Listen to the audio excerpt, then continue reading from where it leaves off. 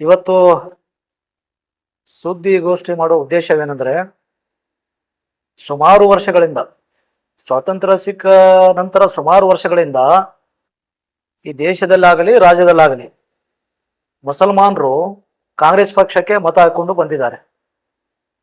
ಈ ರಾಜ್ಯದಲ್ಲಿಯೂ ಕೂಡ ಮೊನ್ನೆ ಹೋದ ವರ್ಷ 2023 ನಡೆದ ಚುನಾವಣೆಯಲ್ಲಿ 130 ಶಾಸಕರನ್ನು ಗೆದ್ದಿದ್ದಾರೆ. ಆ ಸಮಯದಲ್ಲಿ ಎಲ್ಲ ವರ್ಗದವರು ಮತ ಹಾಕಿದ್ದಾರೆ. ಅದರ ಜೊತೆಯಲ್ಲಿ ಹೆಚ್ಚಿನ ಪಾತ್ರ ಮುಸಲ್ಮಾನರದು ಕೂಡ ಇದೆ. ಇವತ್ತಿನ ದಿನ ಮುಸಲ್ಮಾನರ ಪರಿಸ್ಥಿತಿ ರಾಜಕೀಯದಲ್ಲಿ ಕಾಂಗ್ರೆಸ್ ಪಕ್ಷದಲ್ಲಿ ಇವತ್ತು ಕಾಂಗ್ರೆಸ್ ಪಕ್ಷದ ನಾಯಕರು ನಡವಳಿಕೆ ಮತ್ತು ಮುಸಲ್ಮಾನರನ್ನ ಅವರು ನಡೆಸಿಕೊಳ್ಳುವಂತ ರೀತಿ ಬಹಳ ತದ್ವಿರುದ್ಧವಾಗಿದೆ.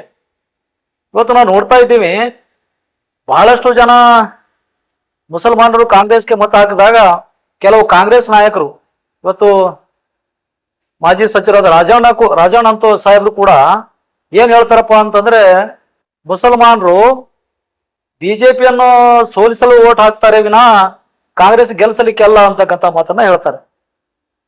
ಅಂದ್ರೆ ಇದ್ರ ಅರ್ಥ ಏನಂದ್ರೆ, ಬಿಜೆಪಿಯನ್ನ ನಾವು ಹೆದರಿ ಇವರಿಗೆ ಓಟ್ ಹಾಕ್ತೀವಿ ಅಂತಕ್ಕಂಥ ಮಾತನ್ನ ಹೇಳ್ತಾ ಇದ್ದಾರೆ. ನಾವು ಕಾಂಗ್ರೆಸ್ ಪಕ್ಷಕ್ಕೆ, ನಾವು ಬಿಜೆಪಿ ಇದ್ದಾಗಲೂ ಕಾಂಗ್ರೆಸ್ ಪಕ್ಷಕ್ಕೆ ಓಟ್ ಹಾಕಿದ್ದೀವಿ, ಬಿಜೆಪಿ ಬಂದಾಗಲೂ ಕಾಂಗ್ರೆಸ್ಗೆ ಮತ ಹಾಕ್ತಾ ಇದ್ದೀವಿ. ಹೆದರಿ ಓಟ್ ಹಾಕ್ತಾರೆ ಅಂತಕ್ಕಂಥದ್ದು ಇದು ಸತ್ಯಕ್ಕೆ ದೂರವಾದ ಮಾತು. ಯಾಕಂದ್ರೆ ನಾವು ಕಾಂಗ್ರೆಸ್ಗೆ ಯಾಕೆ ಮತ ಹಾಕ್ತೀವಿ ಅಂದ್ರೆ, ಮುಸಲ್ಮಾನರು ಈ ದೇಶದ ನೆಲದ ಕಾನೂನಿಗೆ ಮತ್ತು ಇವತ್ತು ಕಾಂಗ್ರೆಸ್ ಪಕ್ಷ ಎಲ್ಲ ವರ್ಗದವರನ್ನ ತೆಗೆದುಕೊಂಡು ಹೋಗುವಂತ ಸಾಮರ್ಥ್ಯ ಇದೆ ಆ ಪಕ್ಷಕ್ಕೆ. ಎಲ್ಲ ಧರ್ಮದವರು ತೆಗೆದುಕೊಂಡು ಹೋಗ್ತಾರೆ ಅಂತಕ್ಕಂಥ ಒಂದೇ ಕಾರಣಕ್ಕಾಗಿ ಇವತ್ತು ಮುಸಲ್ಮಾನರು ಕಾಂಗ್ರೆಸ್ಗೆ ಮತ ಹಾಕ್ತಾ ಇದ್ದೀವಿ. ಆ ಕಾರಣಕ್ಕೆ ಇವತ್ತು ಅವರ ಬಿಜೆಪಿಯನ್ನು ಹೆದರಿ ನಮ್ಗೆ ಓಟ್ ಹಾಕ್ತಾರೆ, ಬಿಜೆಪಿದಿಂದಾನೇ ಇಲ್ಲ ಅಂದ್ರೆ ನಮ್ಗೆ ಮಾಡಂಗಿಲ್ಲ ಅಂತಕ್ಕಂಥ ಅವ್ರದ್ದು ಏನು ಇವತ್ತು ಕಾಂಗ್ರೆಸ್ ಪಕ್ಷದಲ್ಲಿದೆ ಅದು ಸುಳ್ಳಿದೆ. ಬಿಜೆಪಿದವರು ಯಾವ ಪಕ್ಷಕ್ಕೂ ಹೆದರೋದಿಲ್ಲ. ಅವರು ಮನಸ್ಸು ಮಾಡಿದ್ರೆ ಯಾವ ಪಕ್ಷಕ್ಕೂ ಓಟ್ ಹಾಕ್ಲಿಕ್ಕೆ ರೆಡಿ ಆಗಿರ್ತಾರೆ ಅಂತಕ್ಕಂಥ ಮಾತನ್ನ ನಾವು ಹೇಳ್ಬೇಕಾಗ್ತದೆ. ಇವತ್ತು ನಾವು ದಾವಣಗೆರೆಯಲ್ಲಿ ನೋಡ್ತಾ ಇದ್ದೀವಿ. ಉದಾಹರಣೆಗೆ ದಾವಣಗೆರೆಯಲ್ಲಿ ನಾವು ಎಲ್ಲಿ ಗೆಲ್ತೀವಿ ಅಲ್ಲಿ ಮತಕ್ಕೆ ಇವತ್ತು ನಾವು ನಿಲ್ಬೇಕು, ಅಧಿಕಾರ ಕೊಡಬೇಕು ಅಂತೇಳಿ ನಾವು ಮನವಿ ಮಾಡ್ಕೊಂಡಿದ್ದೀವಿ ಕಾಂಗ್ರೆಸ್ ಹತ್ರ. ಕಾಂಗ್ರೆಸ್ ಪಕ್ಷದವರಿಗೆ ಏನಾಗಿದೆ ಅಂದ್ರೆ, ಮುಸಲ್ಮಾನರ ಮತಗಳು ಬೇಕು, ಆದ್ರೆ ಮುಸಲ್ಮಾನರ ಲೀಡರ್ಗಳ ಅವಶ್ಯಕತೆ ಇಲ್ಲ ಅವರಿಗೆ. ಅವ್ರದ್ದೇನು ಅಂದ್ರೆ, ಲೀಡ್ ಮುಖಂಡರೇನಿದ್ದಾರೆ ಅವರಿಗೆ ಮೂಲೆಗುಂಪೆ ಮಾಡ್ತಕ್ಕಂಥ ಕೆಲಸ ಮಾಡ್ತಾ ಇದ್ದಾರೆ. ಇವತ್ತು ದಾವಣಗೆರೆಯಲ್ಲಿ 85-86 ಸಾವಿರ ಮುಸಲ್ಮಾನರ ಮತಗಳಿವೆ. 4 ಸಲ ಸನ್ಮಾನ್ಯ ದಿವಂಗತ ಶ್ಯಾಮರಾವ್ ಶಿವಶಂಕರಪ್ಪನವರಿಗೆ 4 ಸಲ ಮತಗಳನ್ನು ಹಾಕಿ ಮುಸಲ್ಮಾನರು ಹೆಚ್ಚಿನ ಪಾತ್ರ ವಹಿಸಿ, ಎಲ್ಲಾ ವರ್ಗದವರು ಹಾಕಿದ್ದಾರೆ, ಅದರಲ್ಲಿ ಹೆಚ್ಚಿನ ಪಾತ್ರ ಮುಸಲ್ಮಾನರು 4 ಸಲ ಹರಿಸಿ ಕಳಿಸಿದ್ದಾರೆ. ಅವರು ಹೋದ 2023 ಚುನಾವಣೆಯಲ್ಲಿ ದಿವಂಗತ ಶ್ಯಾಮರಾವ್ ಶಿವಶಂಕರ ಏನು ಇದ್ರು ಅವರು ಹಿರಿಯರು, ಅವ್ರೇನ್ ಹೇಳ್ತಾರಪ್ಪ ಅಂತಂದ್ರೆ, ಇದೊಂದು ಚುನಾವಣೆ ಇದೆ, ಈ ಚುನಾವಣೆ ನಂತರ ಇದು ನನ್ನ ಕೊನೆಯ ಚುನಾವಣೆ, ಮುಂದೆ ಬರ್ತಕ್ಕಂಥ ಚುನಾವಣೆಯಲ್ಲಿ ನಾನು ಸ್ವತಃ ನಿಂತು ಮುಸಲ್ಮಾನರಿಗೆ ಟಿಕೆಟ್ ಕೊಡುವ ಮುಖಾಂತರ ನಾನು ಗೆಲ್ಲಿಸ್ಕೊಂಡು ಬರ್ತೀವಿ ಅಂತಕ್ಕಂಥ ಮಾತನ್ನ ಹೇಳಿದ್ರು. ಆ ಮಾತಿಗೆ ಏನಪ್ಪಾ ಅಂತಂದ್ರೆ, ಇವತ್ತು ಮುಸಲ್ಮಾನರು ಕೂಡ 4 ಬಾರಿ ಅವರಿಗೆ ಶ್ರಮ ಪಟ್ಟು ಗೆಲ್ಸಿದ್ದಾರೆ. ಈಗ ಇವತ್ತು ಅವರು ಅಕಾಲಿಕ ಮರಣ ಹೊಂದಿದ್ರು. ಪಾಪ ಅವ್ರು ಇನ್ನೂ ಇರ್ಬೇಕಾಗಿತ್ತು, ಹಿರಿಯರಿದ್ರು, ಅದ್ರ ಬಗ್ಗೆ ನಮಗೂ ಕೂಡ ಅದರ ಬಗ್ಗೆ ಬಹಳ ದುಃಖ ಇದೆ. ಇವತ್ತು ಅಕಾಲಿಕ ಮರಣ ಹೊಂದಿದ ಮೇಲೆ ನಮ್ ಜನ ಹೇಳಿದ್ರು, ನಾವು 4 ಸಾರಿ ಟಿಕೆಟ್ ಕೇಳ್ಕೊಂಡು ಬಂದಿದ್ದೀವಿ, ನಮ್ಗೆ ಟಿಕೆಟ್ ಕೊಟ್ಟಿಲ್ಲ, ಈ ಸಲ ಆದ್ರೂ ಅವ್ರಿಲ್ಲ, ಇಲ್ಲ ಟೈಮ್ನಲ್ಲಿ ನಮ್ಗೆ ಹೆಚ್ಚಿನ ಮತ ಇವತ್ತು ಈ ಭಾಗದಲ್ಲಿ ಇರೋದ್ರಿಂದ, ದಕ್ಷಿಣ ಮತಕ್ಷೇತ್ರದಲ್ಲಿ ಇರೋದ್ರಿಂದ ನಮ್ಗೆ ಟಿಕೆಟ್ ಕೊಡ್ರಿ ಅಂತ ಹೇಳಿ ಇವತ್ತು ನಮ್ಮ ಮುಖಂಡರಾದಂತಹ ರಿಜ್ವಾನ್ ಅರ್ಷದ್ ಸಾಹೇಬರಾಗಿರ್ಬೋದು, ಸಲೀಂ ಅಹಮದ್ ಸಾಹೇಬರಾಗಿರ್ಬೋದು, ಜಮೀರ್ ಅಹಮದ್ ಸಾಹೇಬರಾಗಿರ್ಬೋದು, ಅನೇಕ ಜನ ಮುಖಂಡರು ಸೇರಿ ಒಂದು ತೀರ್ಮಾನ ಮಾಡ್ತಾರೆ, ದಕ್ಷಿಣ ಮತಕ್ಷೇತ್ರದಲ್ಲಿ ಮುಸಲ್ಮಾನರಿಗೆ ಟಿಕೆಟ್ ಕೊಳ್ಳೋದು ಒಳ್ಳೇದಾಗುತ್ತೆ ಅಂತಕ್ಕಂಥ ಮಾತನ್ನ ಹೇಳಿ ಇವತ್ತು ಹೈಕಮಾಂಡ್ ಸುರ್ಜೇವಾಲಾ ಸಾಹೇಬ್ರ ಹತ್ರ ಹೋಗ್ತಾರೆ. ಅದರ ಜೊತೆಯಲ್ಲಿ ನಮ್ಮ ಮೌಲ್ವಿಗಳು ಸಹ ಇವತ್ತು ನಾವು ಉಲ್ಮಾಗಳು ಸಹಿತ ಹೌದು, ದಕ್ಷಿಣ ಕ್ಷೇತ್ರದಲ್ಲಿ ಒಂದು ಕ್ಯಾಂಡಿಡೇಟ್ ಇವತ್ತು ಮುಸಲ್ಮಾನರು ಕೊಟ್ಟರೆ ಗೆಲ್ಲುತ್ತದೆ ಅಂತಕ್ಕಂಥ ಭಾವನೆ ಇಟ್ಕೊಂಡು ಇವತ್ತು ಸುರ್ಜೇವಾಲಾ ಸಾಹೇಬ್ರ ಹತ್ರ ಹೋಗ್ತಾರೆ. ಅವ್ರೇನ್ ಹೇಳ್ಬಿಡ್ತಾರೆ ಅಂದ್ರೆ, ಅವರು ಟಿಕೆಟ್ ಕೊಡಲ್ಲ ಅಂದ್ರೆ ಪರವಾಗಿಲ್ಲ, ಆದ್ರೆ ಒಳ್ಳೆಯ ರೀತಿಯಿಂದ ಅವ್ರಿಗೆ ತಿಳಿಸಿ ಹೇಳ್ಬೇಕಾಗಿತ್ತು. ಇವತ್ತು ಅಲ್ಲಿ ಏನಾಗ್ಬಿಡುತ್ತೆ ಅಂದ್ರೆ, ನೀವು ಓಟ್ ಹಾಕಿದ್ರೆ ಹಾಕಿ, ನಿಮ್ ಕೈ ನಂಬ್ಕೊಂಡು ನಾವು ರಾಜಕಾರಣ ಮಾಡ್ತಾ ಇಲ್ಲ, ಮುಸಲ್ಮಾನರಿಗೆ ಓಟ್ಗಳಿಂದ ನಾವು ನಂಬಿ ರಾಜಕಾರಣ ಮಾಡ್ತಾ ಇಲ್ಲ, ನೀವು ಮೌಲಾಗಳು ಉಲ್ಮಾಗಳನ್ನ ಕರೆದುಕೊಂಡು ಬಂದ್ರೆ ನಾವು ಹೆದರಂಗಿಲ್ಲ ಅಂತಕ್ಕಂಥ ಮಾತನ್ನ ಇವತ್ತು ಉಸ್ತುವಾರಿ ಆದಂತ ಸುರ್ಜೇವಾಲಾ ಸಾಹೇಬರು ಕೂಡ ನಮ್ಮನ್ನು ಹೇಳುವ ಮುಖಾಂತರ ನಮ್ಗೆ ಅವಮಾನ ಮಾಡಿದ್ರು. ಇವತ್ತು ಅವಮಾನ ಮಾಡಿದ ಮೇಲೆ ನಮ್ಮ ಜಮೀರ್ ಅಹಮದ್ ಸಾಹೇಬ್ರು ನಮ್ಮ ನಾಯಕರಿದ್ದಾರೆ. ಇವತ್ತು ಜಬ್ಬರ್ ಅಹಮದ್ ಸಾಹೇಬ್ರಾಗ್ಲಿ, ಇವತ್ತು 40 ವರ್ಷ ನಸೀರ್ ಅಹಮದ್ ಸಾಹೇಬ್ರಾಗ್ಲಿ 40 ವರ್ಷದಿಂದ ಈ ಪಕ್ಷದಲ್ಲಿ ದುಡಿದಿದ್ದಾರೆ. ಇವತ್ತು ಟಿಕೆಟ್ ಕೊಟ್ಟಿಲ್ಲ ಅಂತಕ್ಕಂಥ ಒಂದೇ ಇದರಿಂದ ಇವತ್ತು ಆ ಪಕ್ಷದಲ್ಲಿ ಇವತ್ತು ದಕ್ಷಿಣ ಮತಕ್ಷೇತ್ರದಲ್ಲಿ ಚುನಾವಣೆ ನಡೀತು. ಚುನಾವಣೆ ನಡೆದಾಗ ಇನ್ನೂ ರಿಸಲ್ಟ್ ಬಂದಿಲ್ಲ. ಇನ್ನೂ ರಿಸಲ್ಟ್ ಪೂರ್ವದಲ್ಲೇ ಇವತ್ತು ಏನಾಗುತ್ತೆ, ಗೆಲ್ಲೋದು ಸೋಲೋದು ಅದು ಇನ್ನೂ ರಿಸಲ್ಟ್ ಮುಂದೆ ಬರ್ತಕ್ಕಂಥದ್ದೇ. ಕಾಂಗ್ರೆಸ್ ಗೆಲ್ತದೆ ಅಂತಕ್ಕಂಥದ್ದು ಕಾಂಗ್ರೆಸ್ಗೂ ಕೂಡ ನಮಗಿದೆ, ನಂಬಿಕೆ ಇದೆ. ಆದ್ರೆ ಇವತ್ತು ರಿಸಲ್ಟ್ ಬರೋಕ್ಕಿಂತ ಮುಂಚೆನೆ ಇವತ್ತು ಇದಕ್ಕೆ ಸೋಲಿಗೆ ಮುಸಲ್ಮಾನರೇ ಮುಖಂಡರೇ ಕಾರಣ.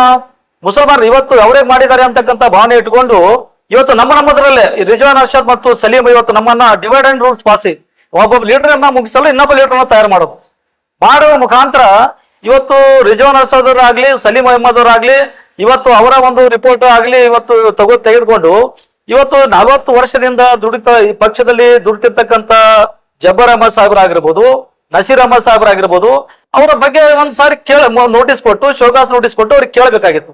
ಪಕ್ಷದಲ್ಲಿ ಏನಾಗಿದೆ, ನೀವೇನು ಪಕ್ಷ ವಿರೋಧಿ ಚಟುವಟಿಕೆ ಮಾಡಿದಾರ, ಅವ್ರ ಬಗ್ಗೆ ಅವರು ಕೇಳಬೇಕಾಗಿತ್ತು. ಅವ್ರ ಬಗ್ಗೆ ನೋಟಿಸ್ ತಗೊಂಡು ಇದು ಮಾಡ್ಬೇಕಾಗಿತ್ತು. ಇವತ್ತು ಅದು ಏನು ಕೇಳದೇನೆ ಯಥಾವತ್ತಾಗಿ ಪಕ್ಷದಿಂದ ಅಮಾನತುಗೊಳಿಸೋದಾಗ್ಲಿ, ಇವತ್ತು ನಸೀರ್ ಅಹಮದ್ ಸಾಹೇಬ್ರಿಗೆ ಕಾರ್ಯದರ್ಶಿ ಹುದ್ದೆಯಿಂದ ವಜಾಗೊಳಿಸೋದಾಗ್ಲಿ, ಇದು ಮುಸಲ್ಮಾನ್ ಮುಖಂಡರು ಇದನ್ನು ಖಂಡಿಸ್ತಾರೆ. ಇದು ಖಂಡನೀಯವಾದ ವಿಷಯ. ಯಾಕಂದ್ರೆ ನೀವು ಇನ್ನೂ ರಿಸಲ್ಟೇ ಬಂದಿಲ್ಲ. ನೀವು ಯಾವ ತರ ಇವತ್ತು ಸೋತ್ರೆ ಅದಕ್ಕೆ ಮುಸಲ್ಮಾನರೇ ಹೊಣೆ ಅಂತಕ್ಕಂಥ ಮಾತನ್ನು ಯಾಕೆ ಹೇಳ್ತಾ ಇದ್ದೀರಾ? ಇವತ್ತು ನಾವು ನೋಡ್ತಾ ಇದ್ದೀವಿ, ಇವತ್ತು ರಾಜ್ಯಾಧ್ಯಕ್ಷರಾದಂತಹ DK ಶಿವಕುಮಾರ್ ಸಾಹೇಬ್ರು ಅವ್ರ ಕ್ಷೇತ್ರದಲ್ಲಿ ತಮ್ಮ 3 ಲಕ್ಷ ಓಟಿದ್ದು ಸೋತ್ರು. ಅದಕ್ಕೇನು ಒಬ್ಬರೇ ಹೊಣೆಗಾರನ? ಪಕ್ಷದಲ್ಲಿ ಏನೋ ಆಗಿರ್ಬೋದು. ಇವತ್ತು ಪಕ್ಷ ವಿರೋಧಿ ಚಟುವಟಿಕೆ ಆದ್ರೆ ಅದ್ರ ಬಗ್ಗೆ ತನಿಖೆ ಆಗ್ಲಿ, ಅದ್ರ ಬಗ್ಗೆ ನೀವು ಶೋಕಾಸ್ ನೋಟಿಸ್ ಮಾಡ್ರಿ, ಅದ್ರ ಬಗ್ಗೆ ಕಮಿಟಿ ಮಾಡ್ರಿ, ಅದ್ರ ಬಗ್ಗೆ ತನಿಖೆ ಮಾಡ್ರಿ. ತನಿಖೆ ಮಾಡಿದ ಮೇಲೆ ನೀವು ಕೆಲಸ ಮಾಡಬೇಕಾಗಿತ್ತು. ಇವತ್ತು ಬಹಳ ಕಡೆ ನೋಡ್ತೀವಿ, ಎಲ್ಲಾ ಕಡೆ ಮುಸಲ್ಮಾನರನ್ನ ಬಳಸ್ತಕ್ಕಂಥ ಕೆಲಸ ಮಾಡ್ತಾರೆ. ಇವತ್ತು ಉಗ್ರಪ್ಪನವರು ಬಹಳ ಕಡೆ ಟಿಕೆಟ್ ಕೇಳಿದ್ರೆ ಹೇಳ್ತಾರೆ, ಮುಸಲ್ಮಾನರು ಸಾಮರ್ಥ್ಯ ಬೆಳೆಸ್ಕೊಂಡು ಟಿಕೆಟ್ ಕೇಳಬೇಕು ಅಂತ ಹೇಳ್ತಾರೆ. ಅಂದ್ರೆ ಇದ್ರ ಅರ್ಥ ಏನೋ, ನಮ್ಮ ಮುಸಲ್ಮಾನರಿಗೆ ಸಾಮರ್ಥ್ಯನೇ ಇಲ್ವಾ ಇದರಲ್ಲಿ? ನಾವು ಪಕ್ಷದಲ್ಲಿ ಗಟ್ಟಿಯಾಗಿ ಇವತ್ತು ನೋಡ್ತೀರಿ, ಸಿಗ್ಗಾವಿಯಲ್ಲಿ ಪಠಾಣ್ ನಿಂತರು. ಇವತ್ತು CM ಬೊಮ್ಮಾಯಿ ಸಾಹೇಬ್ರ ಮಗನಿಗೆ ನಾವು ಮುಸಲ್ಮಾನರು ಸೋರ್ಸಲಿಲ್ವಾ? ಸಾಮರ್ಥ್ಯ ಇಲ್ಲ ನಮ್ಗ. ಈ ಸಾಮರ್ಥ್ಯ ಇಲ್ಲ ಅಂತಕ್ಕಂಥ ಕಾಂಗ್ರೆಸ್ದವರು ನಮ್ಗೆ ಏನು ಇವತ್ತು ನಮ್ಗೆ ಹೇಳ್ತಾ ಇದ್ದಾರೆ. ಇದು ಖಂಡನೀಯವಾದದ್ದು. ಮುಸಲ್ಮಾನರು ಇದಕ್ಕೆ ಸಹಿಸಿಕೊಳ್ಳೋದಿಲ್ಲ. ನಾವು ಯಾವಾಗಲೂ ಕೂಡ ಕಾಂಗ್ರೆಸ್ ಪರವಾಗಿದ್ದೀವಿ, ಕಾಂಗ್ರೆಸ್ ಮತ ಹಾಕ್ತಾ ಬಂದಿದ್ದೀವಿ. ಇವತ್ತು ನಾವು ಓಟ್ ಹಾಕಿದಕ್ಕೆ ನೀವು ಇವತ್ತು ನಮ್ಗೆ ಹೀಯಾಳಿಸಿ ನೋಡೋದು, ಕೀಳು ಮಟ್ಟದಿಂದ ನೋಡೋದು, ಈ ತರ ಮಾಡಿದ್ರೆ ಮುಂಬರ್ತಕ್ಕಂಥ ದಿನದಲ್ಲಿ ಈ ಪಕ್ಷಕ್ಕೆ ಮುಂದೆ ಬುದ್ಧಿ ಕಲಿಸ್ತಕ್ಕಂಥ ಕಾಲ ಬಹಳ ಸನ್ನಿಹಿತವಾಗಿದೆ ಅಂತಕ್ಕಂಥ ಮಾತನ್ನ ನಾವು ಹೇಳ್ಬೇಕಾಗ್ತದೆ. ವಂಶ ಪರಂಪರೆ ಅಂತಂದ್ರೆ ಆಲ್ರೆಡಿ ಅವರು ಮಿನಿಸ್ಟರ್ ಇದ್ದಾರೆ, MLA ಇದ್ದಾರೆ. 3,65,000 ದಾವಣಗೆರೆಯಲ್ಲಿ ಮುಸ್ಲಿಂ ಓಟ್ ಇದೆ. ಆ 3,65,000 ಓಟ್ ಇವತ್ತು ಅವರ ಪ್ರಭಾ ಮಲ್ಲಿಕಾರ್ಜುನ ಅವರಿಗೆ ಹಾಕಿ ಅವರು ಮಿಸಸ್ಗೆ ಏನಪ್ಪಾ ಅಂದ್ರೆ ಇವತ್ತು ಸಂಸದರನ್ನಾಗಿ ಮಾಡಿದ್ದಾರೆ. ಮತ್ತೆ ವಂಶ ಪರಂಪರೆ ಅಂದ್ರೆ ಅರ್ಥ ಏನು ಅಂದ್ರೆ ಮೊಮ್ಮಕ್ಕಳು ಮರಿಮಕ್ಕಳಿಗೆ ಕೊಟ್ಟರೆ ವಂಶ ಪರಂಪರೆ ಇದೇನ ಅವರ ವಂಶ ಪರಂಪರೆ? ಕೆಲವೊಂದ್ ಸಾರಿ ಹೇಳ್ತಾರೆ, ಇಲ್ಲ ಅದು ಸಿಟ್ಟಿಂಗ್ MLA ಇದ್ರೆ ನಾವು ಅವರಿಗೆ ಟಿಕೆಟ್ ಕೊಡ್ತೀವಿ ಅಂತ ಹೇಳ್ತಾರೆ. ನಾವ್ ಹೇಳ್ತೀವಿ ಕಾಂಗ್ರೆಸ್ದವರಿಗೆ ಎಲ್ಲಾ ಕಾನೂನು ಮುಸಲ್ಮಾನ್ರಿಗೆ ಅಷ್ಟೇನೆ ಅನ್ವಯ ಆಗುತ್ತಾನ, ಮತ್ತೆ ಎಲ್ಲರಿಗೂ ಅನ್ವಯ ಆಗಲ್ವಾ? ಇವತ್ತು ನೀವು ಸಿಟ್ಟಿಂಗ್ MLA ಟಿಕೆಟ್ ಕೊಡೋದು ನಿಮ್ಮ ಪಕ್ಷದಲ್ಲಿ, ಕಾಂಗ್ರೆಸ್ ಪಕ್ಷದಲ್ಲಿ ಇದ್ರೆ, ಇವತ್ತು ಬಿಜಾಪುರದಲ್ಲಿ ಮಕ್ಬೂಲ್ ಬಾಗವನವರು ಸಿಟ್ಟಿಂಗ್ MLA ಇದ್ರು. ಅವ್ರ ಟಿಕೆಟ್ ಯಾವ ಬೇಸ್ ಮೇಲೆ ಕಟ್ ಮಾಡಿದ್ರಿ? ಬೇರೆಯವ್ರಿಗೆ ಟಿಕೆಟ್ ಕೊಟ್ರು. ಯತ್ನಾಳ್ಗೆಲ್ಲೂ ಅನುವು ಮಾಡಿಕೊಟ್ರು ಕಾಂಗ್ರೆಸ್ದವರು. ನೀವು ಮಾತ್ರ ಸಿಟ್ಟಿಂಗ್ MLA ಟಿಕೆಟ್ ಕೊಡೋದಾದ್ರೆ ಮತ್ತೆ ಮಕ್ಬೂಲ್ ಬಾಗವನವರು ಟಿಕೆಟ್ ಕಟ್ ಮಾಡೋದು ಅಂದ್ರೆ ಮುಸಲ್ಮಾನರಿಗೆ ಕಾನೂನು ಅನ್ವಯ ಆಗಲ್ಲ ಪಾರ್ಟಿದು. ಇವತ್ತೇನು ದಾವಣಗೆರೆಯಲ್ಲಿ ಏನ್ ನಡೀತಾ ಇದೆ, ಇವತ್ತು ಜಮೀರ್ ಅಹಮದ್ ಅವರು ಸಾಹೇಬ್ರು ಸಹಿತ ಅವರು ನಾವು ನಡ್ಕೊಳ್ತಾ ರೀತಿ ನೋಡಿದೀವಿ. ಮಲ್ಲಿಕಾರ್ಜುನ ಸಾಹೇಬ್ರು ಒಬ್ಬ ಸಚಿವರಿದ್ದಾರೆ, ಒಬ್ಬ ಹಿರಿಯರಿದ್ದಾರೆ. ಅವಂದೇನು ಇವಂದೇನು ಅಂದ್ರೆ ಏಕವಚನದಲ್ಲಿ ಅವರು ಜಮೀರ್ ಅಹಮದ್ ಅವರಿಗೆ ಮಾತಾಡ್ತಕ್ಕಂಥದ್ದು ಸರಿಯಲ್ಲ ಅಂತಕ್ಕಂಥದನ್ನ ನಾವು ಈ ಮುಖಾಂತರ, ಈ ವಾಹಿನಿ ಮುಖಾಂತರ ಹೇಳ್ಬೇಕಾಗ್ತದೆ.